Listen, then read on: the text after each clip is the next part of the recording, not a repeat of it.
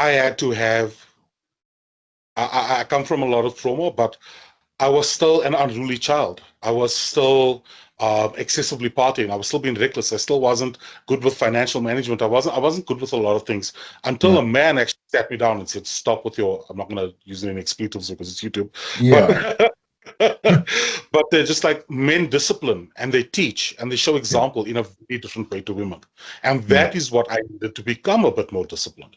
As much Yeah. as I was loved, as much as my mother provided as much stability in my life as possible, there's still some discipline that a man had to teach me, and not to Yeah. discredit um, any mothers or single mothers who are doing it on their own. Lord knows this country, Sure. half of are basically single mothers. But you cannot discredit. You cannot, for example, be a single mother and say, okay, you know what? Um, Happy Father's Day to me. It's like, no, find that boy or Yeah. male, boy or daughter, Agreed. male role Yeah. model. There's You know, enough you cannot. space. There's Hmm? enough space and acknowledgement and again acclamations for each sex, man, and each. And I'm just saying, this is also. It makes me sound intolerant, but I'm not. I just, stuff that we think we know that is so obvious to the core. I'm saying to you. For Yeah, example, like if you are a single mother, you why why must we Happy Men's Day you? It makes no sense. I'm saying to yes, it doesn't make any sense because yes, you're playing both roles or whatever it is, but these are semantics. And the semantics are what it is what kills culture. The semantics are killing culture, yeah, because the thing is that because the absence of understanding a semantic, that's what I mean. Like I'm saying to you, the absence of understanding a semantic and appreciating it is where we are failing as a civilization at this very moment. So I know you had your hand up there, but this fluidity that looks really nice on the outside, we can take the American government, for example, who is really trying going out of their way to really appease everybody, which is lovely it's lovely up here, but impractical over here. Because what happened is, or what's been happening a lot, is that within, let's say, different counties and different states, right?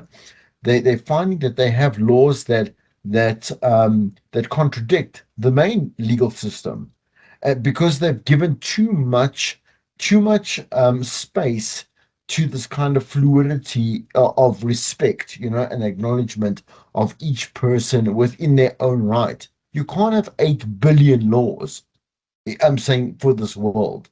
It makes no sense, to appease everybody.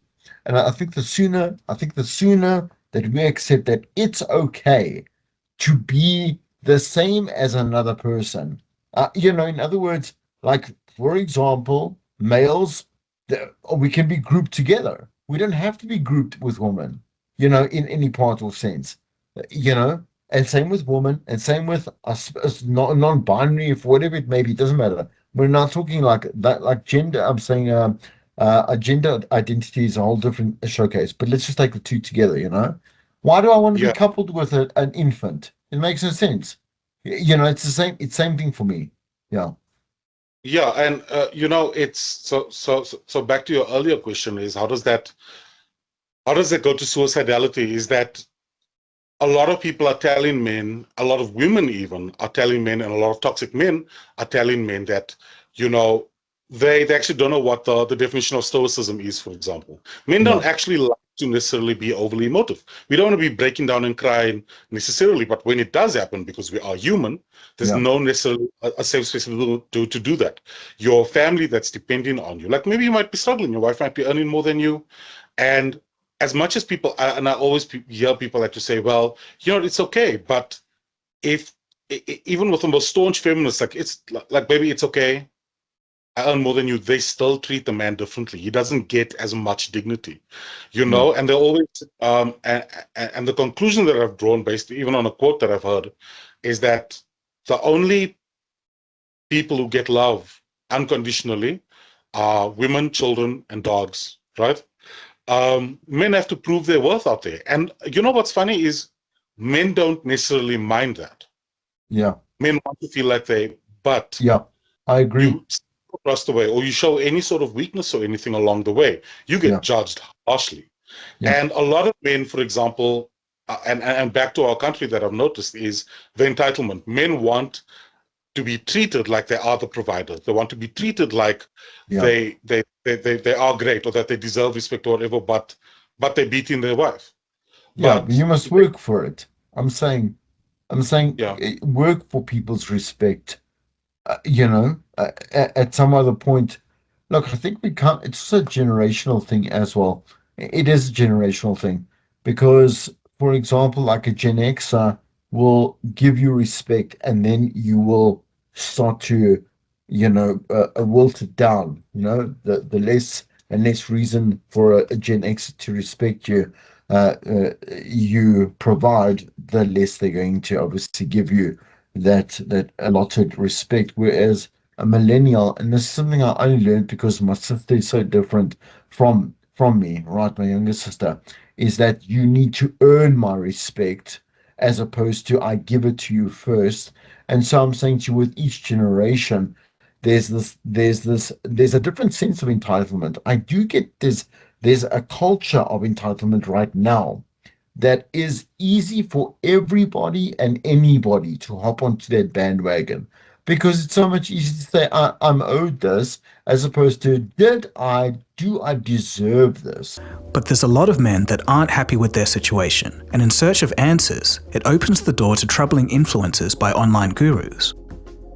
It wasn't unusual to see younger males, married or not, being told to reclaim masculinity through affairs, mistreatment of partners and spouses, and even walking away from traditional responsibilities. Other people when things aren't going well for them.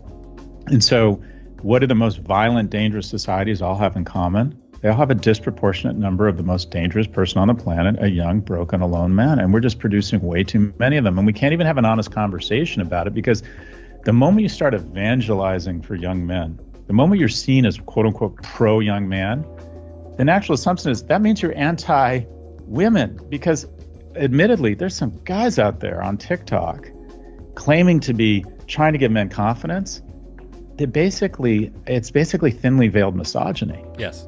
Referring to women as bitches, and you got to own the bitches, and you got to get out there, take my class for $49 a month, and you'll get the money and put the bitches in their place. And you're like, Jesus Christ. Yeah. That's what young men are susceptible to.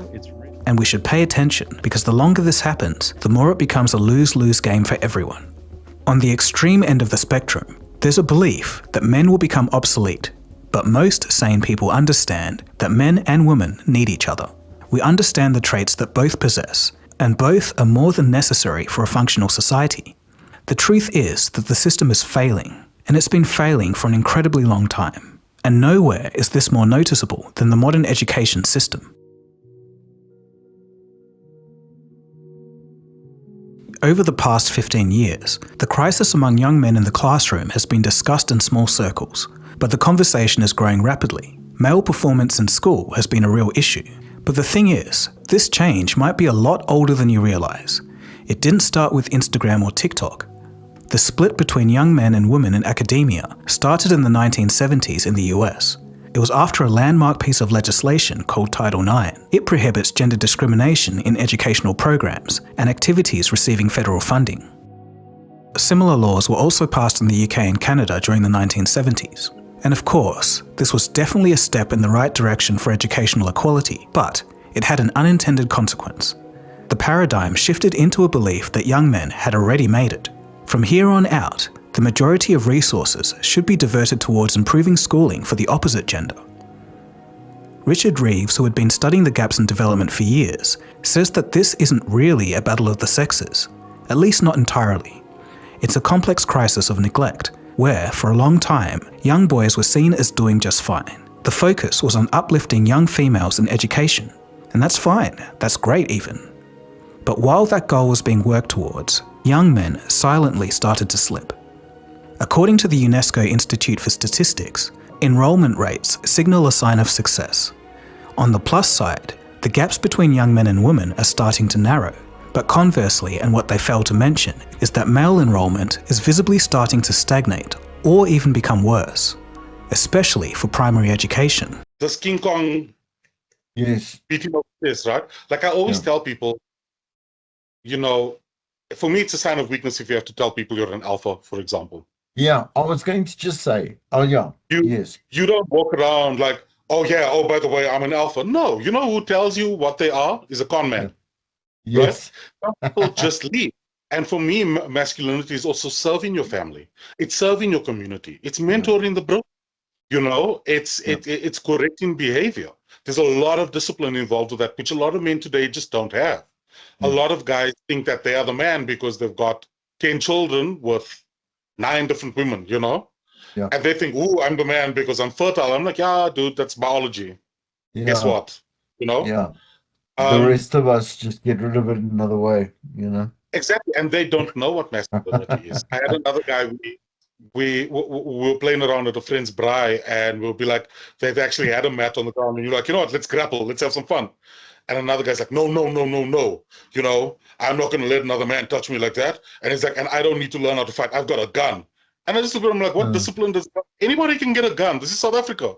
You yeah. can walk to the corner wherever you are and get a Yeah, gun the there. flea market, yeah. Sell in the flea Exactly. market. Yeah. And it's like it doesn't require any discipline. But where men Yeah. thrive is the discipline, is the Yeah. mentorship, is the correction. Yeah. Even with our children today, when I worked with a fantastic organization called the Boys Brigade of South Africa, and Yeah. they they do incredible work with mentoring kids, teaching them different skills, doing a lot of fundraising and everything. And a lot of those kids come from broken homes where they don't know where their next meal is coming from. They don't. Yeah. They both parents are addicts. You don't know like what they're dealing with, and Yeah. they act out. But you see, when a man sits down with them, versus when a woman sits down with them and say, you know what, this is wrong because of X, Y, and Z, Yeah. and they're more stern and they're hard. They use that aggression for good, saying this is not on. You are better Yes. than this. Yeah. And the kids respond to that in a different way to if a woman had to tell them. Yeah. You know, and like you said, everything is very fluid now. I'm not bashing any feminine men or women of the particular masculine No, no, energy. no. That's what I'm saying to you. Yeah. Like the thing is that, sorry to interrupt you. Everything comes with the disclaimer, which immediately again discredits what you're about to say. And so that's why I think people are drawn to people like Moss, Andrew Tate, etc., that have no disclaimer.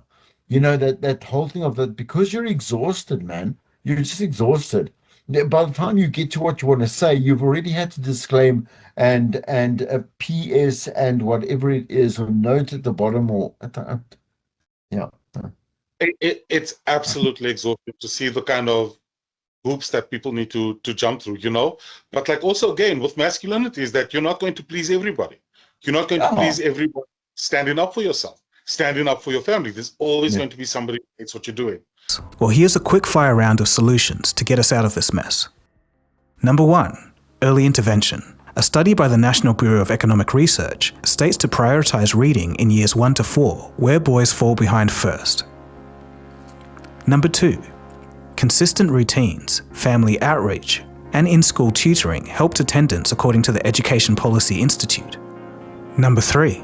Mentoring and social-emotional coaching for teenage boys is another angle. For example, Chicago's Becoming a Man program cut violent crime arrests by 45 to 50% and lifted on-time graduation by 12 to 19%. Number 4. A stronger path from school to apprenticeships. High-quality apprenticeships raise employment and earnings. And now, especially with the state of universities and AI threats, this could be a bright spot. Programs like Year Up and Per Scholars produce large, sustained earning gains for young adults, exactly where many young men stall. Number 5. Male-friendly mental health.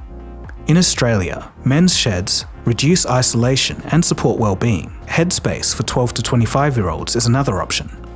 And finally, number 6. Paternity leave and engaged fatherhood. According to Childcare Canada, when leave is also reserved for dads, a father's involvement in child-rearing rises meaningfully. The downstream benefits of the child's development and schooling follow. That helps the next cohort of boys.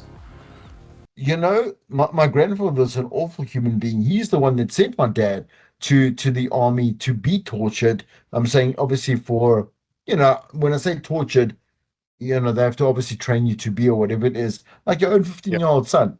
Yeah, my grandfather's a dragon, man.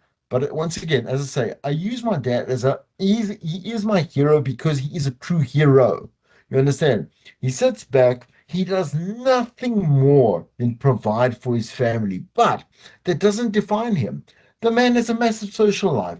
Like I'm saying he's a big communicator. Everybody knows him, loves him, whatever it is, because he is a man within his own core, confidently enough. You know what I'm saying to be who he is, and I think Mm. that's. No, I think I that's why I use him uh, continuously as my that's my benchmark. You understand? Like Yeah. to be, you know what I'm saying to be in this particular case, he is a man. You know what I'm saying to you? You know, I use my mother for other references. I'm saying to you, you know, whatever it is. But in this case, he is a man, and it's a good one to look up to, you know, to follow suit, you know, and I just feel that we need what we are all missing, I'm guessing, in 2025, 2026, whatever it is a sense of confident comfort. You know what I'm saying Okay. to you? Is that does that make sense? Yeah, I would say um, it's a kind of peace Yeah. where, like no matter, for guys, it's stoicism, you So yeah, know? to be stoic, yeah, for sure. Yes. Yeah. Yeah. Yeah. Absolutely. Okay. So I don't want to keep you longer. Give me three things here, three things that men should and can watch out for and do something about today.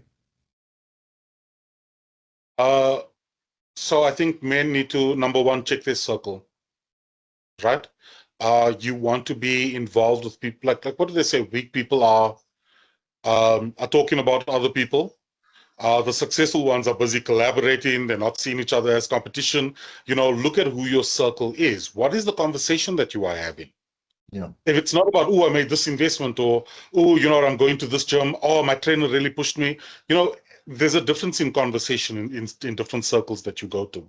Yeah. Um, but if all you can talk about is partying the next weekend or whatever, and you're not talking about ways, techniques about raising your children well or whatever, you are in the wrong circle. So Yeah. I would say first one is check who you are around. Number two is introspection, introspection, introspection. Yeah. You are not perfect. Nobody's expecting you to be. But Be comfortable with being uncomfortable in your own self. And don't say advocate it. Again, I keep saying this, no one cares. In a nice, I mean in a nice way. But I mean, you should care first. I do want yes, to, yeah, I want to think about what's going on the inside. Like I say, introspection versus what is retrospection, right? Very important. Yeah, yeah, and then third thing is I would say discipline is key. Motivation is fleeting. I think if you want to make yourself better, if you want to make yourself be the man that you're supposed to be to help out yourself, your community, all of those in your life to make a difference, you got to start with yourself. You can't agreed. want to say something. There's too many men who talk and Yeah, not do. So you need that discipline absolutely. to really practice what you preach. Yeah.